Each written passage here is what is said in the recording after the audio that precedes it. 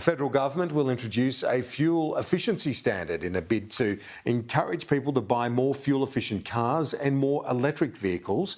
Let's go live to Olivia Casely. Olivia, the government's got some plans, some further detail on how it hopes to remove those barriers to buying more EVs.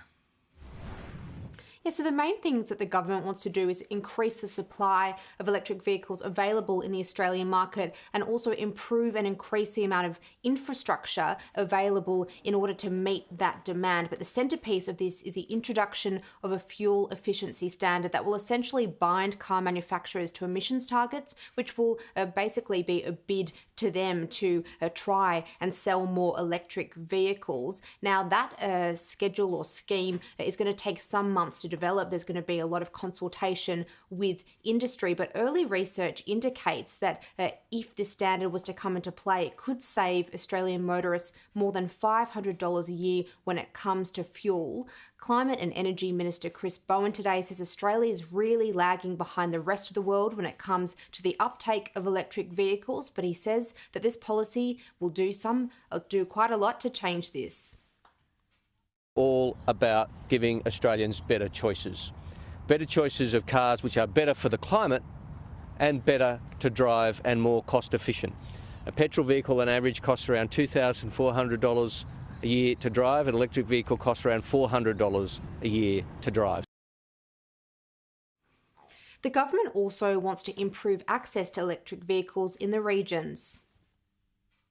I want country people to have the opportunity of the fuel savings that electric vehicles bring, and this is really what this electric vehicle strategy is about.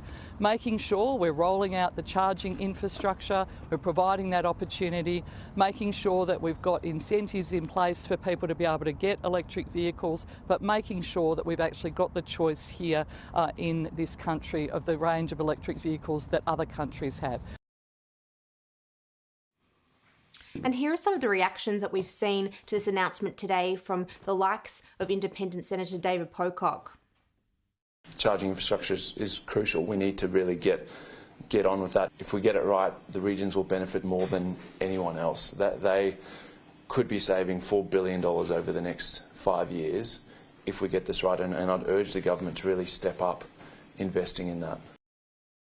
People living in regional rural Australia, those on the outskirts of the major capital cities, the transformation to an EV is going to be more difficult than it is for people who live in inner suburbs of the major capital cities.